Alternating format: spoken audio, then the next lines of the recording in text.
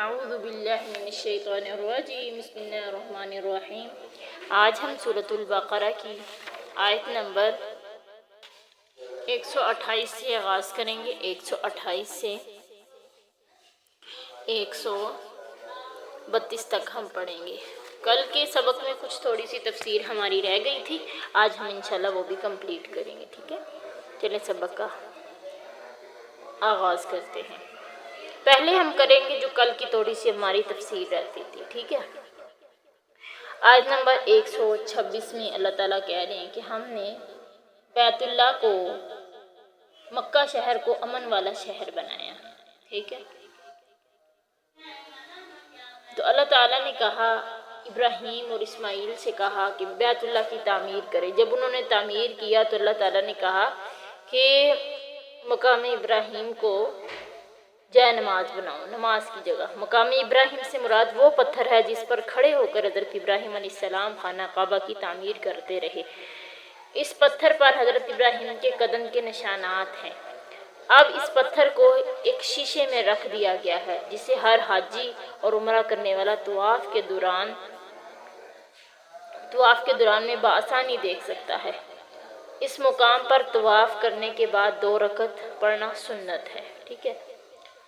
تو اللہ تعالیٰ فرما رہے ہیں کہ اللہ تعالیٰ نے حضرت ابراہیم علیہ السلام کی یہ دعا قبول فرمائی اور یہ شہر امن کا گہوارہ بن گیا۔ وادی غیر ذی زرع یعنی غیر کھیتی والی جگہ ہونے کے باوجود اس میں دنیا بھر کے پھل فروٹ، ہر قسم کے گلے کی وہ فراوانی ہے جسے دیکھ کر انسان حیرت و تعجب میں ڈوب جاتا ہے۔ تو یہ حضرت ابراہیم علیہ السلام کی دعا کو اللہ نے جو شرف قبولیت بخشی، یہ وہ تھا۔ چلیں آگے ہم آج کے سبق کا آغاز کرتے ہیں۔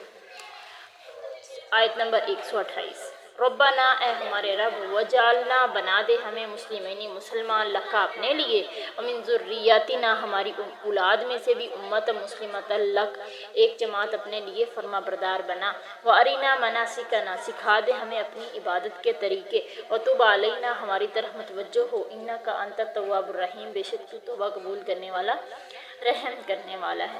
اے ہمارے رب، ہمیں اپنے لیے فرما بردار بنا اور ہماری اولاد میں سے بھی ایک جماعت اپنے لیے فرما بردار بنانا، ہمیں اپنی عبادت کے، ہمیں حج کے طریقے سکھا دے اور ہماری طرف متوجہ ہو، بے شک تو توبہ قبول کرنے والا، رحم کرنے والا ہے۔ ربنا، اے ہمارے رب، وبعث، بنا، فیہم، انہی میں سے، رسولاً، بھیج انہی میں سے، رسولاً، ایک پیغمبر، منہم، انہی میں سے، یتلو علیہم آیاتک، وہ تلاوت کرے تجھ پر تیری آیتیں، ویعلمہم الکتاب والحکمت، سکھائے تجھے کتاب و حکمت، ویزکیہم، اور وہ انہیں پاک بھی کرے، انک انت العزیز الحکیم، بے شک تو ہی غالب حکمت والا ہے۔ اللہ تعالیٰ کہہ رہے ہیں کہ حضرت ابراہیم نے ایک اور دعا کی کہ اللہ انہی میں سے، انہی مکہ والوں میں سے ایک پیغمبر بھی بھیجنا جو انہیں کتاب و حکمت کی تعلیم دے، انہیں شرک و بدعت سے پاک کرے، بے شک تو غالب حکمت والا ہے۔ ومن یرغب، جو کوئی بھی بے رغبتی کرے گا، ملت ابراہیم، ابراہیم کے دین سے، الا من صفی نفسہ، وہی کرے گا جو بے وقوف ہوگا، وَلَقَدِ اسْتَفَيْنَاهُ فِي الدُّنْيَا، ہم نے چنا اسے دنیا میں، وَإِنَّهُ فِي الْآخِرَةِ لَمِنَ الصَّالِحِينَ، بے شک وہ آخرت میں نیکوکاروں میں سے ہوگا۔ اللہ کہہ رہے جو بھی ابراہیم کے مذہب سے بے رغبتی کرے گا، تو ابراہیم کو تو ہم نے چن لیا تھا، دنیا میں بھی اور آخرت میں بھی وہ نیکوکاروں میں سے ہوگا۔ اذ قال له ربہ، جب اس نے کہا اپنے رب سے، اذ قال، جس وقت کہا ابراہیم علیہ السلام کے لیے اس کے رب نے، اسلم، کہ میرا فرما بردار ہو جا، قال، کہا، اسلمت لرب العالمین، میں رب العالمین کے لیے فرما بردار ہو گیا۔ ووصیٰ، وصیت کی، بہا، اسی بات کی، ابراہیم نے، بنی ہی، اپنے بیٹوں کو، ویعقوب، اور یعقوب نے، یا بنی، اے میرے بیٹو، ان اللہ اصطفیٰ لکم الدین، اللہ نے تمہارے لیے دین چنا ہے، دین اسلام، فلا تموتن، نہ تم مرنا، الا وانتم مسلمون، مگر تم مسلمان ہونا، جب تمہیں موت آئے تو تم مسلمان ہونا۔ چلیں آج کی تفسیر کی طرف آتے ہیں۔ اللہ تعالیٰ فرما رہے ہیں کہ یہ حضرت ابراہیم اور حضرت اسماعیل کی آخری دعا ہے۔ یہ بھی اللہ تعالیٰ نے قبول فرمائی۔ حضرت اسماعیل علیہ السلام کی اولاد میں سے حضرت محمد صلی اللہ علیہ وسلم کو مبعوث فرمایا۔ اسی لیے نبی صلی اللہ علیہ وسلم نے فرمایا میں اپنے باپ ابراہیم علیہ السلام کی دعا، حضرت عیسیٰ علیہ السلام کی میں بشارت اور اپنی والدہ کا میں خواب ہوں۔ نبی صلی اللہ علیہ وسلم کیا کہتے تھے کہ میں ابراہیم علیہ السلام کی دعا ہوں، عیسیٰ علیہ السلام کی بشارت ہوں، اپنی ماں کا خواب ہوں۔ تو ابراہیم علیہ السلام نے کہا کہ انہیں کتاب و حکمت سکھائی۔ کتاب سے مراد قرآن مجید ہے، حکمت سے مراد حدیث شریف ہے۔ تلاوت آیات کے بعد تعلیم کتاب و حکمت کے بیان سے معلوم ہوتا ہے کہ قرآن مجید کی خالی تلاوت بھی مقصود اور باعث اجر و ثواب ہے، تاہم اگر ان کا مفہوم اور مطلب بھی سمجھ میں آتا جائے تو سبحان اللہ سونے پر سہاگا ہے، لیکن اگر قرآن کا ترجمہ و مطلب سمجھ نہیں آتا تب بھی اس کی تلاوت میں کوتاہی جائز نہیں۔ تلاوت بجائے خود ایک الگ اور نیک عمل ہے، تاہم اس کے مفاہیم اور مطالب کو سمجھنے کی بھی پوری کوشش کرنی چاہیے۔ جب تک ہم قرآن و حدیث کے مطابق زندگی نہیں گزاریں گے، اس کا علم نہیں حاصل کریں گے تو ہم جاہل ہیں۔ چاہے ہمارے پاس جتنی مرضی ڈگریاں آ جائیں، جب تک ہمارے پاس قرآن و حدیث کی ڈگری موجود نہیں ہے تو ہم جاہل ہیں، ٹھیک ہے۔ اس کی ڈگری حاصل کرنا ہمارے لیے بہت ضروری ہے، ہمارے لیے بھی، ہماری نسلوں کے لیے، بچوں کے لیے، بوڑھوں کے لیے، سب کے لیے ضروری ہے کہ اگر قرآن و حدیث کا علم نہیں سیکھا تو وہ بندہ جاہل ہے، ٹھیک ہے۔ تو اگر کسی نے قرآن و حدیث کا سیکھ لیا اور کوئی اس کے پاس ڈگری نہیں، سب سے بڑا انسان، سمجھدار ہی وہ انسان ہے جس کے پاس قرآن و حدیث کا علم آ گیا ہے، کیونکہ اللہ تعالیٰ کا فرمان ہے کہ من یرید اللہ ان یہدیہ یشرح صدرہ للاسلام، اللہ جس سے ارادہ کرتا ہے نا بھلائی کا، اللہ اس کا سینہ دین اسلام کے لیے کھولتا ہے۔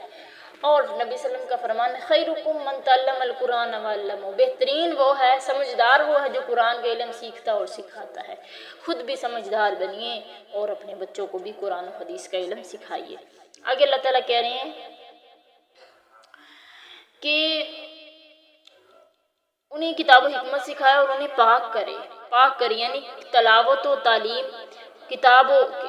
تعلیم میں کتاب اور تعلیم حکمت کے بعد نبی صلی اللہ علیہ وسلم کی بعثت کا یہ چوتھا مقصد ہے کہ جو انہیں شرک اور توہمات کی علائشوں اور اخلاق کو، کردار کی کوتاہیوں سے پاک کرے۔ تو اللہ تعالیٰ آگے فرما رہے ہیں کہ جو بندہ بے رغبتی کرے کہ ابراہیم علیہ السلام کے مذہب سے، وہی بے وقوف ہے، ٹھیک ہے۔ اور دنیا میں بھی اللہ نے ابراہیم کو چنا تھا اور آخرت میں بھی اللہ تعالیٰ نے انہیں نیکوکاروں میں شامل کرے گا۔ عربی زبان میں راغبہ کا صلہ ان ہوتا ہے، اس کے معنی بے رغبتی کرنا ہے، منہ پھیرنے کے ہوتے ہیں۔ یہاں اللہ تعالیٰ حضرت ابراہیم کے وہ عظمت و فضیلت بیان فرما رہا ہے جو اللہ تعالیٰ نے انہیں دنیا اور آخرت میں عطا فرمائی۔ یہ بھی وضاحت فرما دی کہ ملت ابراہیمی سے منہ پھیرنا اور بے رغبتی کرنا بے وقوفوں کا کام ہے، کسی عقل مند سے اس کا تصرف نہیں کیا جا سکتا۔ تو اللہ تعالیٰ نے ابراہیم علیہ السلام کو شان عطا کی۔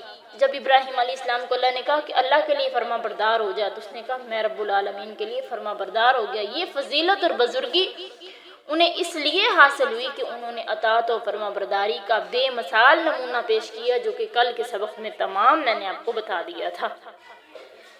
اور حضرت ابراہیم علیہ السلام نے اور حضرت یعقوب نے اپنی اولاد کو وصیت کی، مرتے وقت وصیت کسی کو اور چیز کی نہیں کی، جائیداد تقسیم کرنے کی نہیں کی، بلکہ وصیت کی کہ میرے مرنے کے بعد مذہب اسلام کو اختیار کرنا، فوت ہونا تو اسلام کی حالت میں۔ حضرت ابراہیم، حضرت یعقوب نے دین کی وصیت اپنی اولاد کو بھی فرمائی، جو یہودیت نہیں اسلام ہی ہے، جیسا کہ یہاں بھی اس کی صراحت موجود ہے۔ قرآن کریم میں دیگر کئی مقامات پر بھی اس کی تفصیل آتی ہے کہ اللہ تعالیٰ کہتے ہیں ان الدین عند اللہ الاسلام، دین اللہ کے نزدیک اسلام ہے۔ یہ یہودی جو اپنے آپ کو حضرت ابراہیم کے مذہب پہ مانتے ہیں نا، اللہ تعالیٰ کہہ رہے ہیں کہ ابراہیم علیہ السلام نے یہ نہیں کہا تھا کہ یہودیت پہ مرنا، بلکہ اللہ تعالیٰ نے کہا تھا کہ تم مرنا فلا تموتن الا وانتم مسلمون، تمہیں موت آئے تو اس حال میں کہ تم مسلمان ہو۔ اللہ تعالیٰ ہمیں صحیح معنوں میں مسلمان بنائیں اور مسلمان بن کے ہم اچھے طریقے سے عمل کرنے والے بنیں اور اللہ تعالیٰ اپنے نیک صالحین بندوں میں شامل کرے۔ آج کا سبق اتنا، آگے انشاءاللہ ہم کل کریں۔ السلام علیکم۔